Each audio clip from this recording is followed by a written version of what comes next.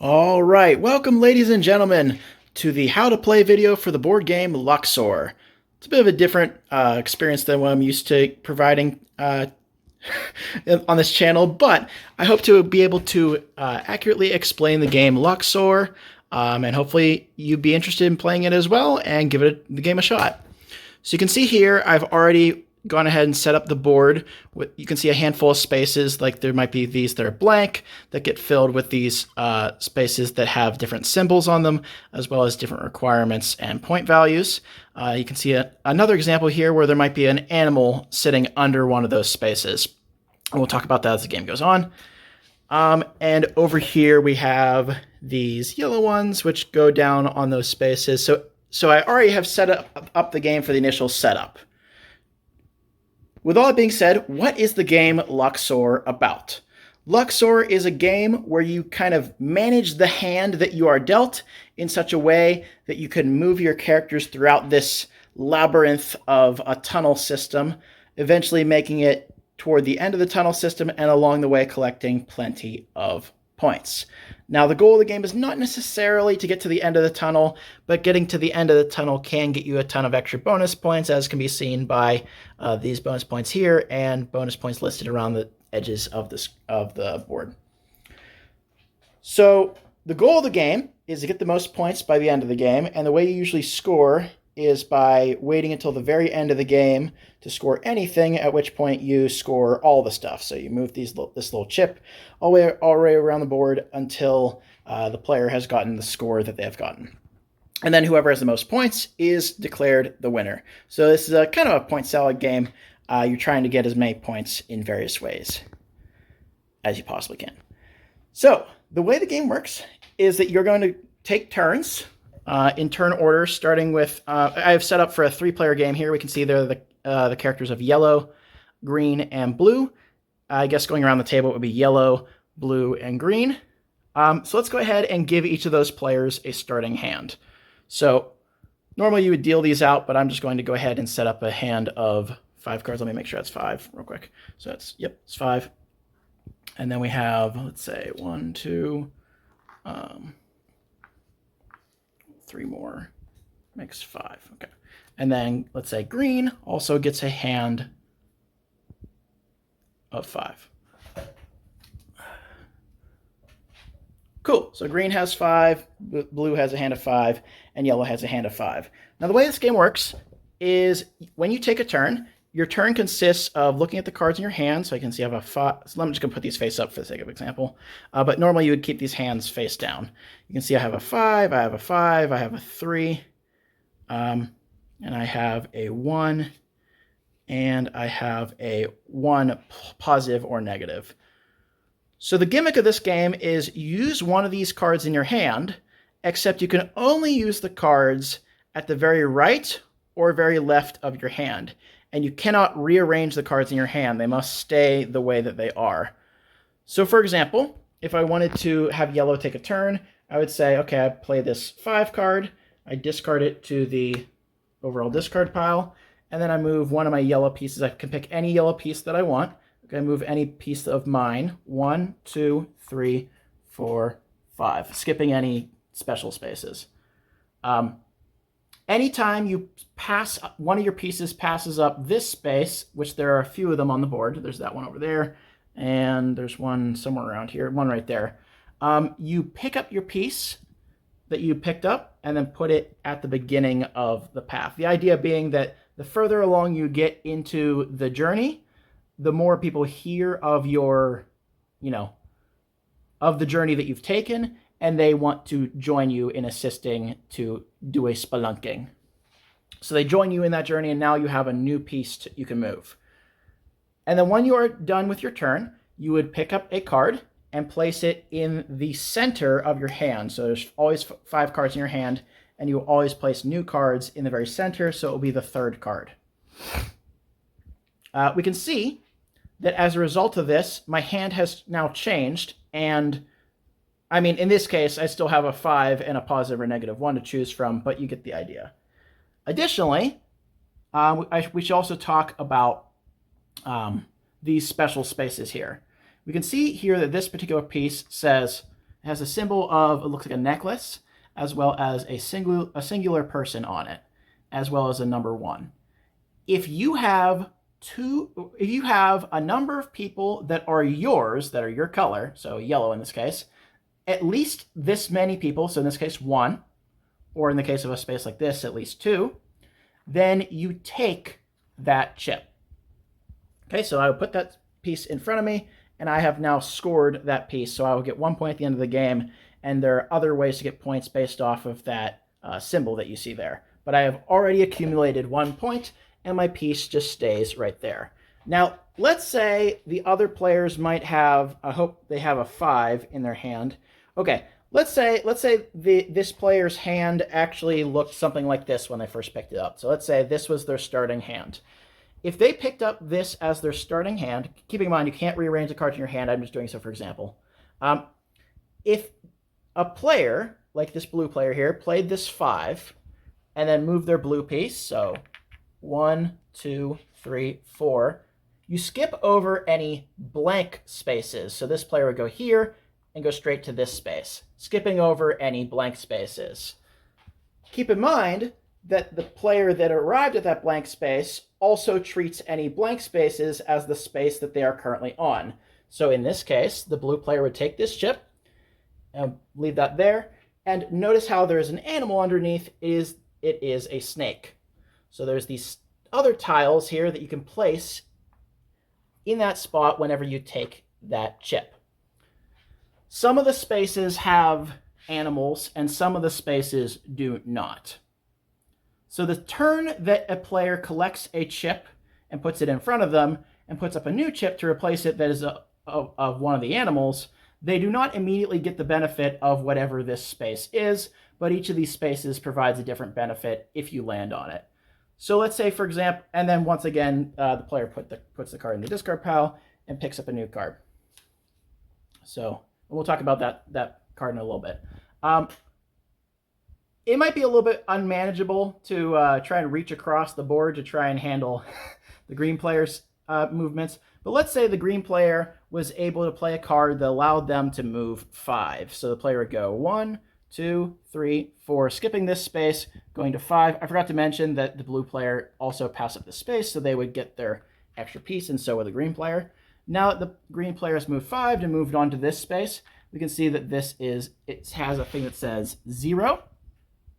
And it also has a little map symbol. So the player would collect one of these map tiles. How is that useful? You might see later on at the end of the game. Okay, and then let's say the yellow player, so I'm the yellow player and I played a 5. And I moved my piece that's already far out. I go 1, 2, 3, 4, 5, and I land on this space. I have an option here. With this yellow space, I have an option to either collect a key. Now, the way keys work, they can either be worth 1 point at the end of the game. See, there's 1 point. Or, if I have a key, whenever I arrive at the end of the board here, you can see there's this sarcophagus entry point that requires a key. If I do not have a key, I cannot enter the sarcophagus and get an extra slew of, I cannot get an extra assortment of points as a result of doing that. So I would just play the card and I could not move into the sarcophagus. Okay. These red spaces are pretty straightforward. Let's say the blue player was able to play a card that allowed them to move onto here. Then they would simply move 2 spaces forward and do whatever that space says. The other alternative you can get for a yellow space, other than a key, is a special card of value equal to the number of eyes that you see here. So you see here, there's another one that has 3 eyes, and there's another one here that has 2 eyes. So based off of the number of eyes, you can look at the special cards over here and put that card as the replacement card into your hand instead of the card that you would normally get. Now I've gotten a variety of cards here, and for the most part, these 3 that you see up top summarize the special abilities of each of the cards pretty accurately. This one here means that you can move any one piece, any number of spaces between 1 to 3. There might be a different symbol there. Maybe it's 1 to 4 or 1 to 5, or it might even be 2 to 5, something like that. But you can move any number of spaces within that range, including those numbers. So I could move 1, I could move 2, or I could move 3. So in the case of the blue player moving there, the blue player would then take the card that they would replace in their hand with the card that they played and slide it into the center slot. Okay. This card here is a level 2 card. It has a 1 up top, and then it has a little person symbol with a minus sign. That means that you would move a piece. So let's say the green player was able to get that into their hand as a result of picking up a 2-eye spot, and then they wanted to use that card and move this piece 1 space. We can see it says 1, so it has a 1 on it. Now what happens is I treat this space that I've just landed on as the green player as if I had 1 more person there. In other words, the requirements for the amount of people needed to be here is 1 less. So because this requires 2 people to be here and I only have 1, and for this turn only, it requires 1 less person, so the green player would be able to pick up this card and put it in front of them. So that's the benefit of a special card like that. There's also these special cards that have 2 or some number up top, as well as a number of person symbols. That means that, let's say the yellow player did that. The yellow player could then move their character, as many of their characters as they have available. So right now I have 2 here and 1 over here. So let's say I want to move all 3 of them, and I would move them all, in this case, 2 spaces. So let's say I was able to get that card into my hand, and then I played it. I would be able to move 1, 2, and 1, 2. Now, the gimmick with this card is that you can only use the ability of one of the spaces that you landed on. So I could only either activate the collection of this chip or the collection of this chip. So you only get the ability from one of the spaces that your many pieces landed on. And then there's one more card in there. Let me see if I can find it in just a moment. Be right. This card means that you move one of your pieces that you have available to you to the same space as the space that contains your second most forward moved piece. So for example, in this case, let's take a look at yellow. Yellow currently has 3 pieces out. They have the one over there and 2 of them over here. So let's say the yellow wanted to move one of their pieces.